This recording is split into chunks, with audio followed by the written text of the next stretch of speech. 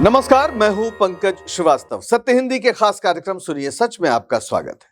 आज बात करेंगे उत्तराखंड की। उत्तराखंड का नाम आते ही बर्फीले पहाड़ और हरी भरी वादियों की तस्वीर आंख के सामने आ जाती है। गर्मियों में मैदानी लोगों का सपना होता है कि किसी तरह उत्तराखंड की ठंडी हवाओं में कुछ दिन बिता सके, लेकिन बीते कुछ सालों से इस खूबसूरत राज्य में एक अलग ही हवा चल रही है। यह हवा है नफरत की। छोटी छोटी घटनाओं पर कब हिंसा भड़क उठे कहा नहीं जा सकता। आलम यह है कि जानवर मारे जाने की अफवाह पर इंसानों को भूना जा सकता है। आखिर इस खूबसूरत राज्य को किसकी नजर लग गई? देवभूमि को दंगा भूमि बनाने की साजिश का सच क्या है? इस वीडियो में हम यही जानने की कोशिश करेंगे। तो सबसे पहले बात सबसे ताजा खबर की। चलते हैं हल्द्वानी। ये हल्द्वानी की ताजा तस्वीरें हैं। नैनीताल जिले में आने वाला हल्द्वानी उत्तराखंड के कुमाऊं क्षेत्र का प्रवेश द्वार है, लेकिन बीते कुछ दिनों से यह प्रवेश द्वार आग से घिरा हुआ है। एक अफवाह के चलते 16 नवंबर की रात को यहां उन्माद फैल गया। हल्द्वानी में बनभूलपुरा इलाके में एक स्कूल के गेट पर, जो एक मंदिर के पास है, बछड़े का सिर मिलने की अफवाह फैली। यह अफवाह इतनी तेजी से फैली कि भड़की हुई भीड़ ने अल्पसंख्यक समुदाय की संपत्तियों पर हमला बोल दिया। रेस्टोरेंट से लेकर दुकानों तक में तोड़फोड़ की गई, पथराव करके गाड़ियां तोड़ी गई, राहगीरों पर हमले हुए, मारो मारो के नारे लगे। जाहिर है निशाने पर मुस्लिम समुदाय के लोग थे। मान लिया गया कि उन्होंने ही एक पवित्र जानवर को, जाहिर है गोवंश की बात हो रही है, उसको मारा, उसका सर काटा। इन मारपीट करने वालों को कोई डर नहीं था। पुलिस ने सब कुछ हो जाने के बाद एक्शन लिया, लाठियां चलाई और 40-50 अज्ञात लोगों के खिलाफ मामला भी दर्ज किया है। कुछ गिरफ्तार हुए हैं। और पता है कि जांच के बाद क्या निकला मामला? सुनिए एसपी क्राइम जगदीश चंद्रा जी ने जो बताया है। उन्होंने कहा है, सीसीटीवी फुटेज से पता चला है कि एक कुत्ता, ध्यान दीजिए, एक कुत्ता जंगल की तरफ से लाश खींचकर लाया था। प्रारंभिक जांच में यह सामने आया कि जानवर ने जंगल में बच्चा दिया था, जिसकी मौत हो गई, और कुत्ते ने उस अवशेष को घसीटा, जिसे अब फॉरेंसिक जांच के लिए भेजा गया है। यानी कुत्ता जंगल से एक सर को घसीटते हुए लाया और शायद मंदिर के आसपास या स्कूल के पास छोड़कर चला गया। यानी एक कुत्ता जब चाहे उत्तराखंड में आग लगा सकता है। क्या इंसानों के पास इतनी सहज बुद्धि भी नहीं बची कि किसी भी अपराध की जांच होने का इंतजार करे? और अगर कोई अपराधी है तो उसे अदालत सजा देगी। किसी भी अफवाह पर भीड़ का इस तरह से उन्माद में डूब जाना क्या स्वाभाविक लगता है, या फिर यह राज्य को लगातार सांप्रदायिक ध्रुवीकरण की आग में जलाए रखने की कोई साजिश है? यह कोई आरोप भर नहीं है। सूबे की बीजेपी सरकार के तमाम मंत्री और नेता ऐसी बयानबाजियां करते ही रहते हैं जिससे तनाव बढ़े। उत्तराखंड में एक भीड़ पैदा कर दी गई है। नागरिकों को भीड़ में तब्दील करने की कोशिश की गई है, जो जब चाहे तब कानून व्यवस्था को अपने हाथ में ले लेती है। उसे यकीन है कि सरकार की ओर से उसे हरी झंडी मिली हुई है। नैनीताल हाईकोर्ट भी सूबे की कानून व्यवस्था पर कई बार सवाल उठा चुका है, लेकिन ऐसा लगता है कि बीजेपी की पुष्करधामी सरकार को राजनीतिक फायदे के लिए यही रास्ता रास आ रहा है। यह संयोग नहीं कि बीते 10 सालों में यह राज्य सांप्रदायिक घटनाओं के लिए चर्चित हो रहा है, जो यहां की पहचान कभी नहीं थी। जिस भी घटना में मुमकिन हुआ, सांप्रदायिक एंगल देकर उसे भड़काया गया। कुछ महत्वपूर्ण घटनाओं पर आइए नजर डाल लेते हैं। 2016, आज से लगभग 9-10 साल पहले यह सिलसिला शुरू हुआ। 2016 में अप्रैल में देहरादून में मस्जिद पर हमला किया गया और दुकानों में आग लगाई गई। 20 से ज्यादा घायल हुए, 50 गिरफ्तार हुए। फिर उसी साल दिसंबर में हिंदू संगठनों ने मुस्लिम दुकानदारों के बहिष्कार का आह्वान किया, जिससे तनाव फैला। तमाम मुस्लिम दुकानदारों को टारगेट किया गया। ज्वालापुर में तनाव के दौरान 30 लोग हिरासत में लिए गए। 2022 जून में उत्तरकाशी के बड़कोट में मुस्लिमों पर हमला हिंदू दक्षिणपंथी कार्यकर्ताओं ने किया। लव जिहाद के आरोप में दुकानें तोड़ी गई, 200 से ज्यादा गिरफ्तारियां हुई और इलाके में कर्फ्यू लगा दिया गया। यह घटना चुनावी साल में ध्रुवीकरण का जरिया बनी, यानी 2022 में चुनाव थे। अब जरा 2023 भी देख लीजिए। मई में पुरोला, जो उत्तरकाशी में है, वहां एक कांड हुआ। 14 साल की हिंदू लड़की के अपहरण के आरोप में 2 मुस्लिम युवकों पर केस चला। भीड़ ने इसकी प्रतिक्रिया में मुसलमानों की दुकानें जला दी। 50 से ज्यादा परिवारों को भागने के लिए मजबूर किया गया। पुलिस ने बाद में 100 से ज्यादा गिरफ्तारियां की, लेकिन यह तनाव महीनों चला। पूरे उत्तराखंड को इस तनाव में डालने का पूरा प्रयास किया गया। हाईकोर्ट ने जांच के आदेश दिए। 2024 पुलिस ने फरवरी में यहां पर एक दंगा हुआ था हल्द्वानी में।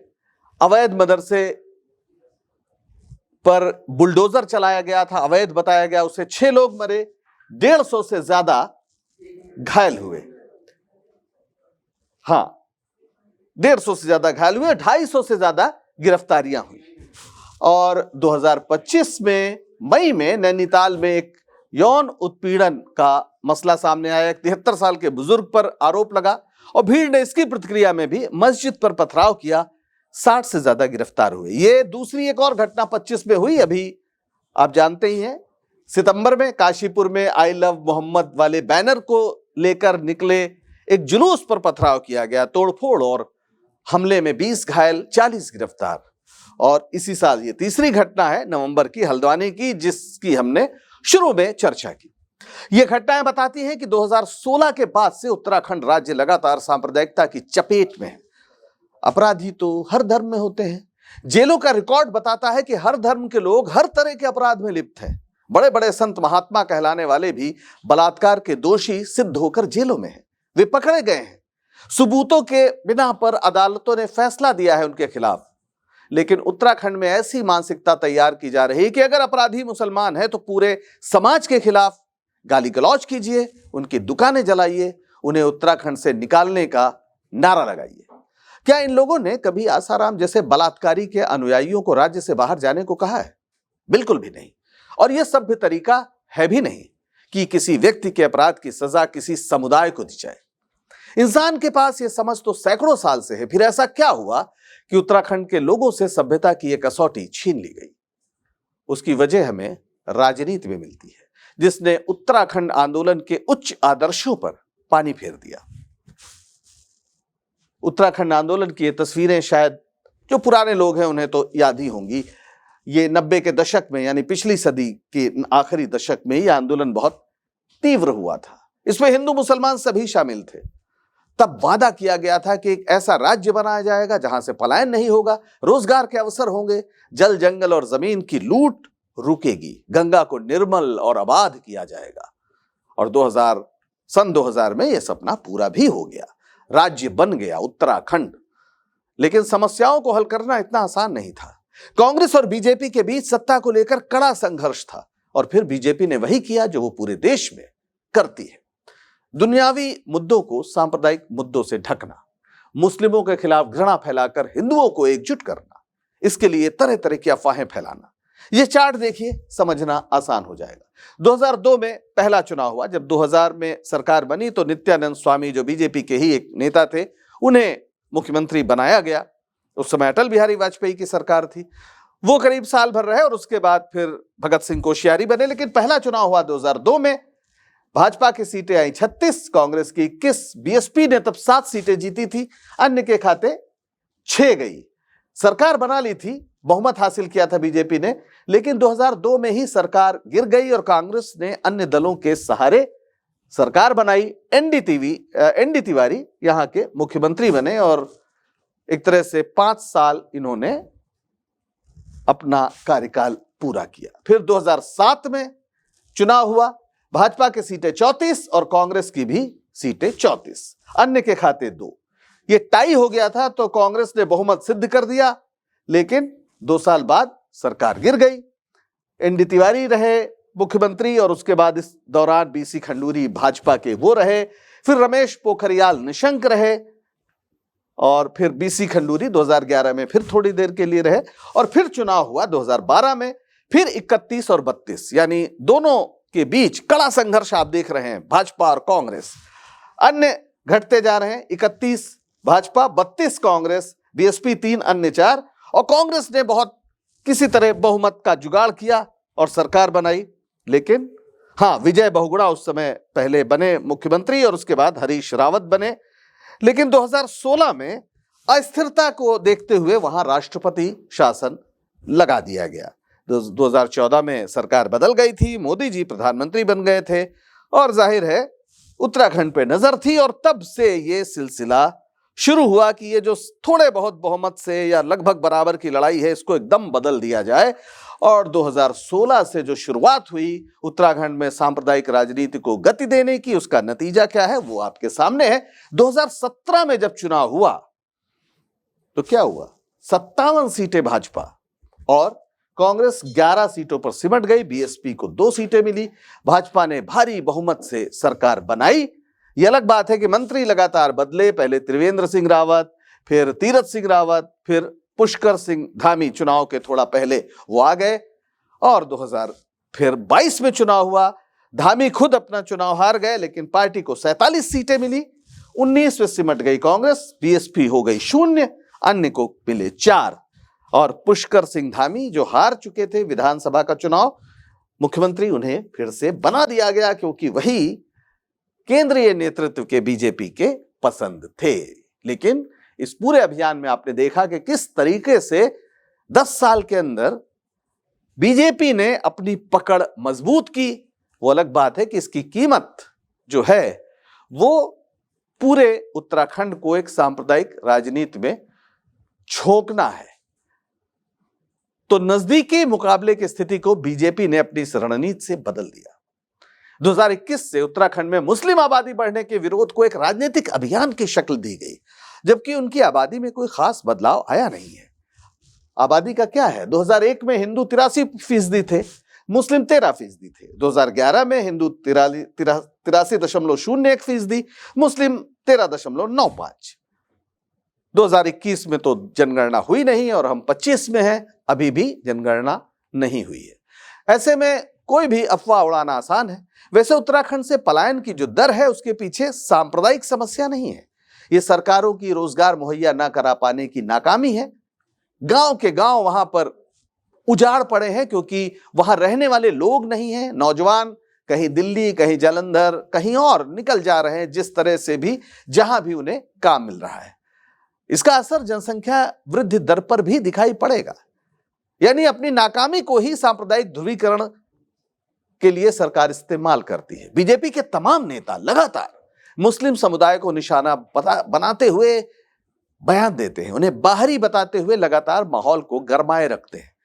जैसे एक नया टारगेट दे दिया गया है कि मुसलमानों के खिलाफ बोलो, उन्हें बाहर निकालने की बात करो, यही राष्ट्रवाद है।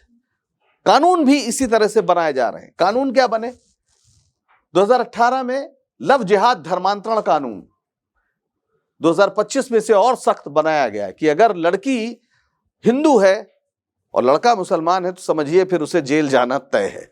यानी जो 2 बालिगों के बीच का भारत के संविधान से मिला अधिकार है कि वो किसी से विवाह कर सकते हैं, वहां पर नजर टेढ़ी है कि लड़की हिंदू नहीं मुस्लिम हो तो कोई बात नहीं, फिर वो घर वापसी हो जाएगी। इसी तरह समान नागरिक संहिता से जुड़ा कानून 2024 में पास हुआ, 25 में लागू हो गया, पर इसमें से जो जनजातियां हैं उनको बाहर रखा गया है। यानी फिर बचता कौन है उत्तराखंड में, जाहिर है केवल मुसलमान। ऐसा लगता है कि सरकार के सारे कदम मुस्लिमों को विलेन साबित करने के लिए ही उठते हैं। हद तो यह है कि यह सब जिस धर्म के नाम पर हो रहा है उसकी नजर में तो यह अधर्म ही होगा। एक और तस्वीर देखिए, आदि गुरु शंकराचार्य। उत्तराखंड शंकराचार्य की भी भूमि है। 8वीं शताब्दी में लगभग 728 से 820 ईस्वी के बीच ज्योतिर्मठ, जिसे हम बद्रीनाथ कहते हैं, उसकी स्थापना शंकराचार्य ने की थी। ये 4 प्रमुख पीठों में से एक है जहां वेदांत की शिक्षा दी जाती है। उनकी विरासत एकता की थी, नफरत की नहीं। शंकराचार्य ने कहा था कि सारा संसार ब्रह्म का ही विस्तार है। उन्होंने कहा जगत मिथ्या ब्रह्म सत्यम, ब्रह्म और जीव के बीच अभेद है, जीव ब्रह्म का अंश है। इसे ही अद्वैत दर्शन कहा गया। तो क्या मुसलमान जीव नहीं है, और हैं तो ब्रह्म से अलग कैसे हो सकते हैं? तो क्या बीजेपी मुस्लिमों पर निशाना बनाकर, उन्हें पराया ठहराकर हिंदू धर्म के उस मर्म पर चोट नहीं करती जिससे किसी को पराया नहीं समझा जाता? क्या बीजेपी उस ताने बाने को तोड़ नहीं रही है जो उत्तराखंड के पुरखों ने तैयार किया था? एक मेले की तस्वीर देखिए आखिर में। ये जौल जीवी मेला है। हर साल कार्तिक पूर्णिमा यानी नवंबर दिसंबर को महाकाली नदी के तट पर यह मेला लगता है, भारत नेपाल सीमा के ठीक पास। इस मेले की शुरुआत ही हिंदू मुस्लिम व्यापारियों की आपसी समझौते से हुई थी। 17वीं 18वीं सदी में कुमाऊं के चंद राजाओं और नेपाल के राजा के बीच व्यापार को बढ़ावा देने के समझौते के तहत यह मेला शुरू हुआ। आज भी मेले के सबसे बड़े घोड़े खच्चर व्यापारी मुस्लिम समुदाय के लोग होते हैं, खासतौर पर टनकपुर, खटीमा, किच्छा और नेपाल के बैतडी, दारचूला से। मेले में पहला झंडा ध्वज मुस्लिम व्यापारी ही चढ़ाते हैं। यह परंपरा सदियों पुरानी है। झंडा चढ़ाने के बाद ही मेला शुरू माना जाता है। ऐसे में मेले में मुस्लिम परिवारों के लिए विशेष स्थान भी आरक्षित रहता है, जहां वे अपने जानवर बांधते हैं। हिंदू श्रद्धालु जब महाकाली मंदिर में पूजा करते हैं तो उसी समय मुस्लिम व्यापारी उनके लिए चाय पानी, खाना और जानवरों की देखभाल करते हैं। बदले में हिंदू व्यापारी उनके जानवर खरीदते हैं। यह आपसी विश्वास का उदाहरण है। मेले में कोई धार्मिक उन्माद या भेदभाव नहीं होता। सब एक दूसरे को मेला भाई कहकर बुलाते हैं। तो मेल मिलाप से बने मेला भाइयों की यह परंपरा कौन और कैसे तोड़ रहा है? उत्तराखंड की जनता को इस बारे में सोचना चाहिए, वरना जल, जंगल और जमीन के लुटेरे अपने हवस के लिए पहाड़ों में डायनामाइट लगाने को विकास का नाम देने वाले, नदियों से बजरी पत्थर चुराने वाले माफिया उन्हें यूं ही ठगते रहेंगे। आज के लिए बस इतना ही। अगर हमारा शो आपको पसंद आया हो तो इसे लाइक करें, शेयर करें और चैनल को सब्सक्राइब करें। संत हिंदी का ऐप भी डाउनलोड करें, जिसका पता आपको वीडियो के नीचे डिस्क्रिप्शन में मिल जाएगा। तो दीजिए इजाजत, नमस्कार। Copyright disclaimer under Section 107 of the Copyright Act 1976. Allowance is made for fair use for purposes such as criticism, comment, news reporting, scholarship, and research. Fair use is a use permitted by copyright statute that might otherwise be infringing.